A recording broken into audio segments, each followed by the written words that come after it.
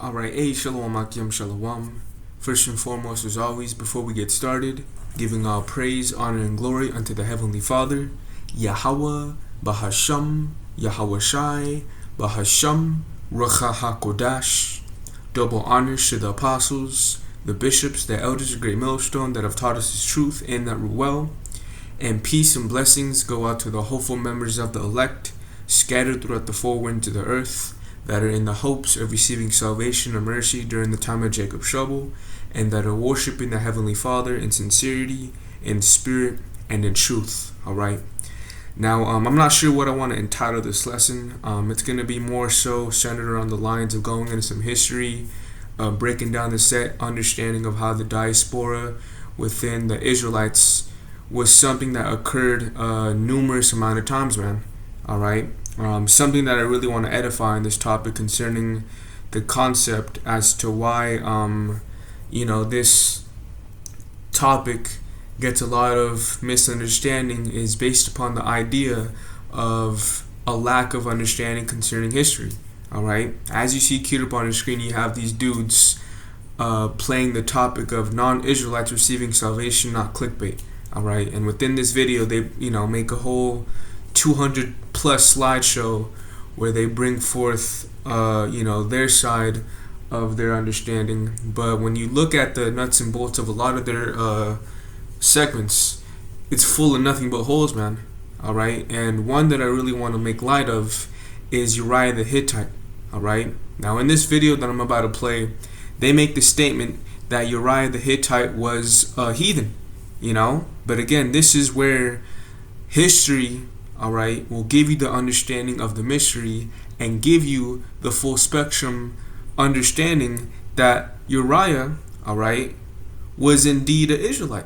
His name in itself shows forth that this isn't a Canaanite, man. Alright, the Hittites go back to their progenitor Heth, which was one of the sons of Canaan. Alright, and when it comes down to the nitty gritty of who Uriah was, his name in itself shows you that he is an Israelite. Alright, the word Uriah goes back to if I'm not mistaken, Yahweh. Matter of fact, let me just get it real quick.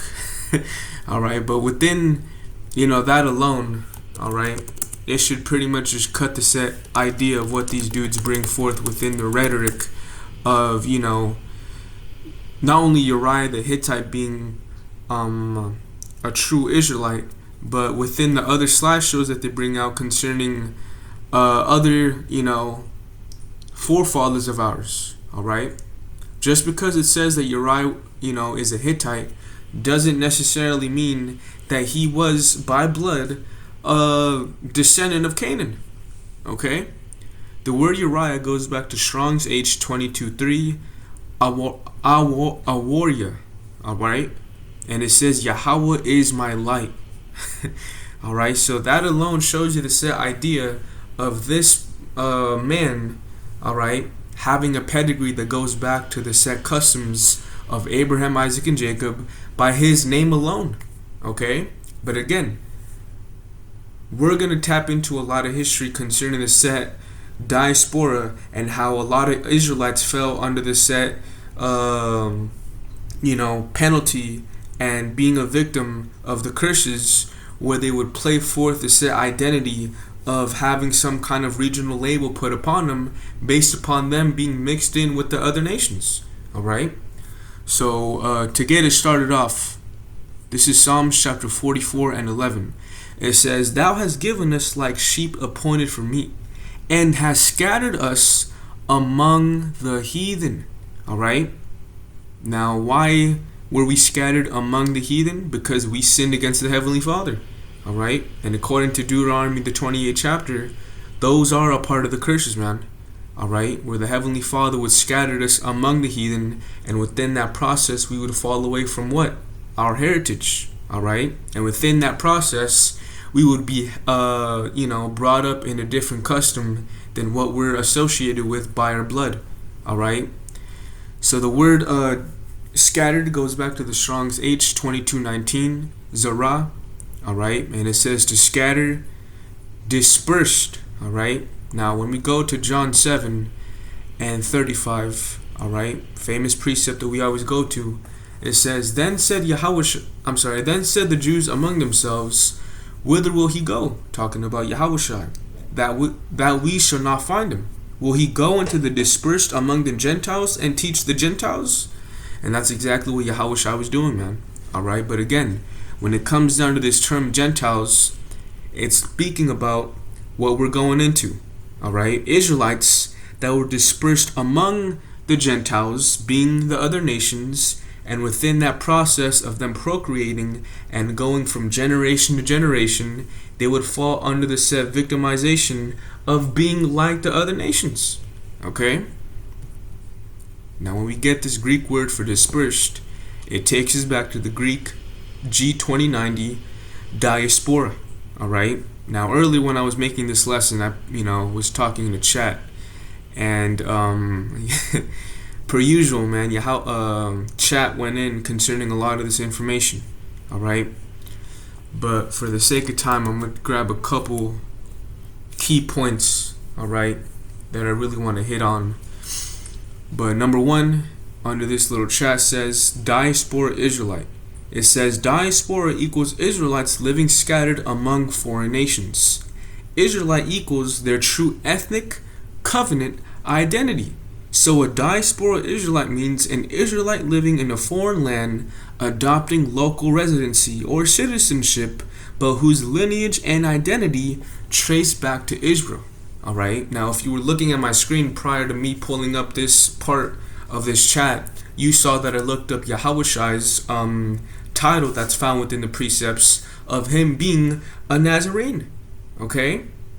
Now based upon that context, does that make Yahushua an Egyptian because he grew up in Nazareth? According to Genesis, yeah,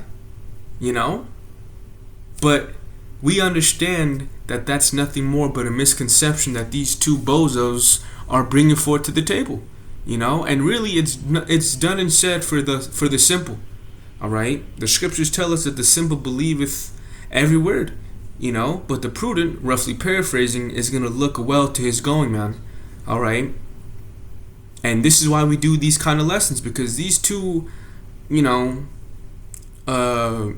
as the beloved Bishop Tizayawan says, dodo heads, all right, are saying it doesn't correlate within the said volume of the book of what our nation fell victim to in terms of the curses, in terms of them being dispersed among the Gentiles and falling under the delusion of taking forth citizenship of other nations, But when it comes down to their bloodline, when it comes down to the set heart of who they come from, it's that of Abraham, Isaac, and Jacob.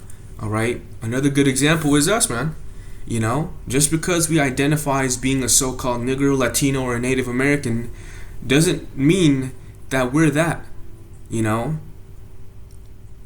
And ultimately, it's all done and said by the set idea of us understanding via the Spirit. And this is what these two individuals lack, man. As the Apostle Tahar has been saying, these niggas read too many books. They read too many Edomite books that lead them down to the set lack of understanding through critically, textually criticizing the scriptures. All right. So before I keep going into the topic that I got, I just want to play this quick clip that they speak on concerning the reasoning that they have concerning Uriah. All right. Yeah, go ahead. 2 Samuel 11:11. Uriah the Hittite.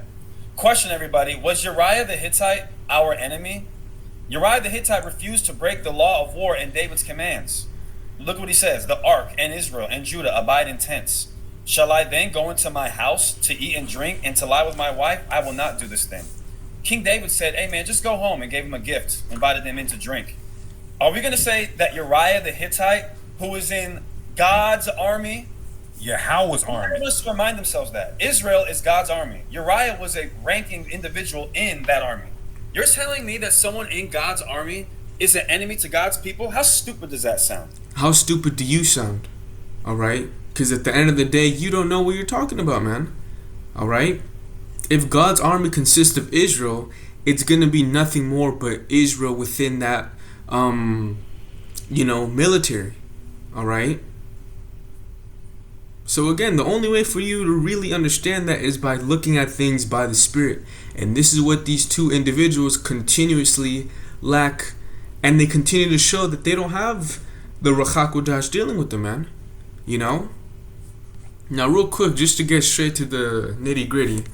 All right. I simply asked Uriah, chat, to give me some identification concerning who Uriah is. All right. Now, I made mention of this term a little earlier. It's exilic identity or exilic Israelite, used for those whose ancestors were exiled, Assyria, Babylon, and grew up in foreign lands. In other words, we were scattered among the heathen, and we were taken into the land of our captivity, where we would be groomed up in an ancestry that has nothing to do with our ancestry. All right. It says this means their nationality of residence changed, all right, but their ethnic covenant identity remained Israelite. Okay, this fits the 10 tribes perfectly. It says number 3, resident identity / regional designation. This describes labels like Uriah the Hittite, region of Heth, not ethnicity. What was his true ethnicity? That of Israel. All right. Now, again, just to prove and further bring home the point, the reason as to why Uriah has that term of a Hittite was because we mingled against the people of Heth. All right. Now, real quick, let me get Deuteronomy 20 and 17. It says, all right. Now, during the time when we were, in the wilderness, the Heavenly Father was giving Moses the commands to pretty much, go into the land of the Hittites, Amorites, Canaanites, so much and so forth, all right, the rest of the other ites, and kill them all so that we can obtain the Fertile Crescent, the Holy Land, But as we understand, our nation always fell short, and they never met the mark of fulfilling the will of the Heavenly Father. So this is Deuteronomy 20 and 17. But thou shalt utterly destroy them, namely, the Hittites, the Amorites, the Canaanites, the Perizzites, the Hivites, the Jebusites, as the Lord thy power has commanded thee, that they teach you not to do after all their abominations which they have done unto their gods, so should you sin against the Lord your power. All right, but again, Israel would always fall short. This is Joshua 1, all right, and 4. From the wilderness and this Lebanon, even unto the great river, the river Euphrates, all the land of the Hittites, and unto the great sea toward the going down of the sun, shall be your coast. All right. So that was a commandment. But again, we always fell short, man. And when you read the book of Judges, the very first chapter, it gives you a set headline of us, not meeting that mark. All right. So this is Judges 1. All right. And the point that I want is in 26, but for the sake of building it up a little, all right, we could start at, fuck it, let's just start at 26, all right. It says, and the man went into the land of the Hittites and built a city and called the name there Luz, which is the name thereof unto this day, all right. And then it says, place is not conquered. Neither did Manasseh drive out the inhabitants of Beth Shean and her towns, nor Tanakh and her towns, nor the inhabitants of Dor and her towns, nor the inhabitants of Iblim and her towns, nor the inhabitants of Megiddo and her towns, but the Canaanites would dwell in that land. All right.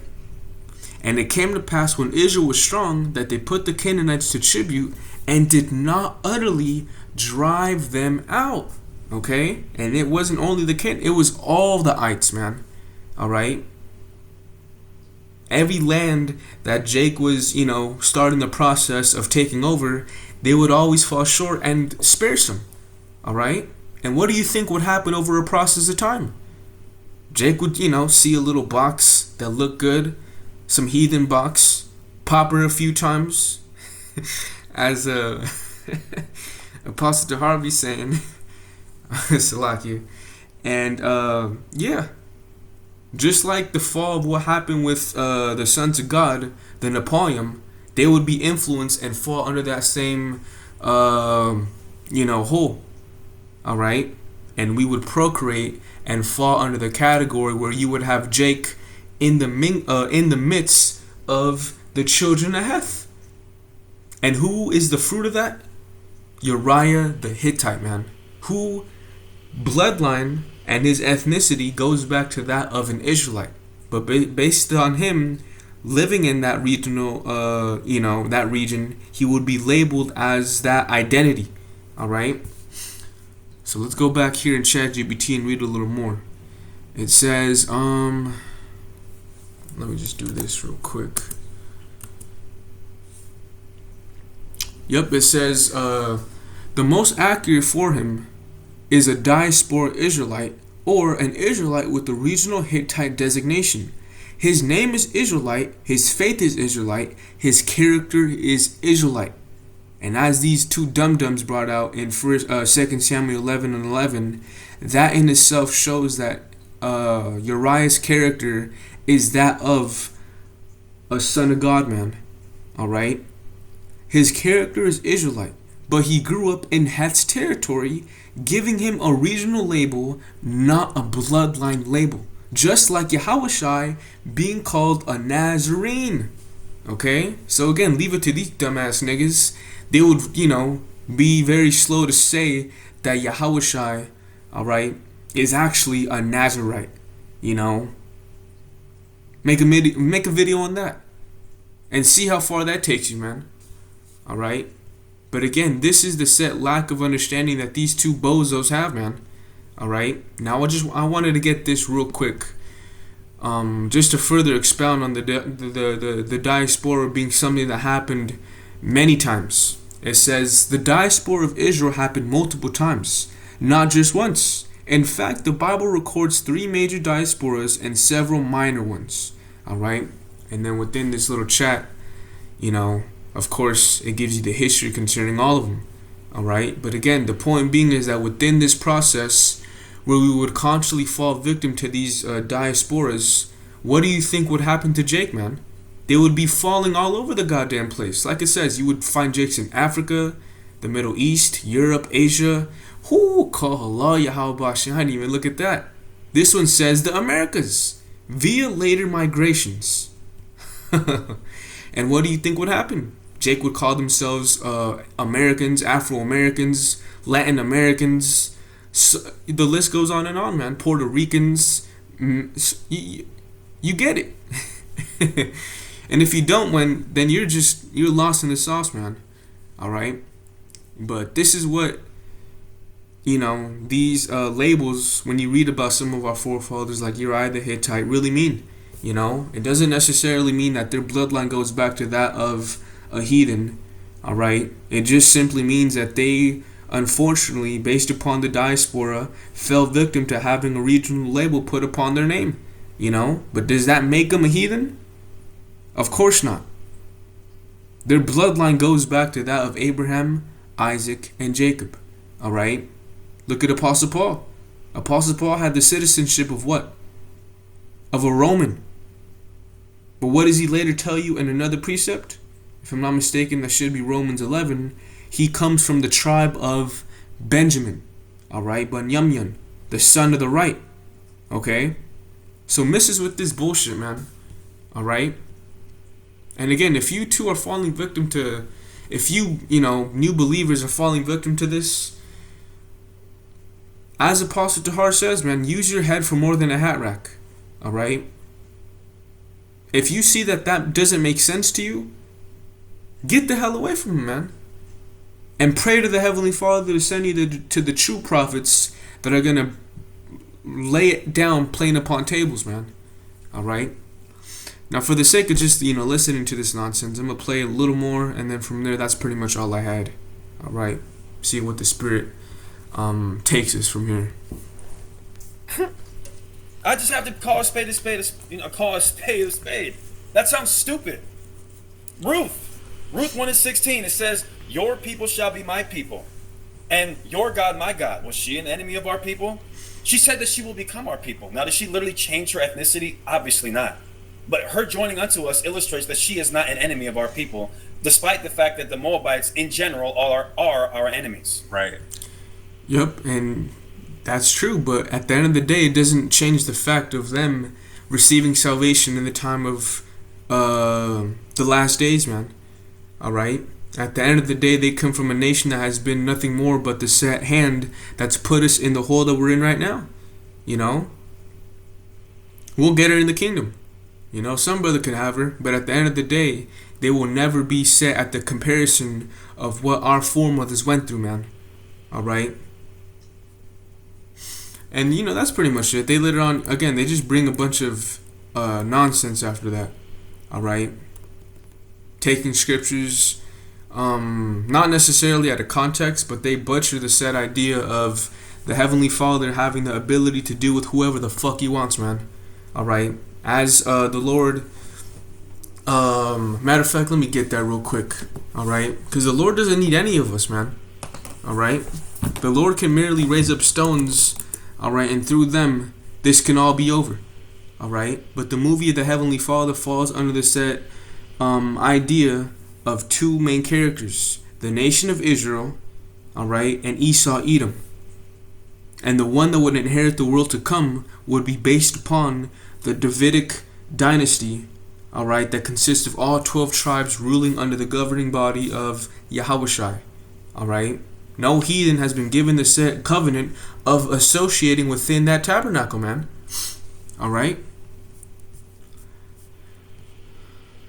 So real quick, I believe it should be in Matthew's the 3rd chapter, and if I'm not mistaken, it should have been John that had said that.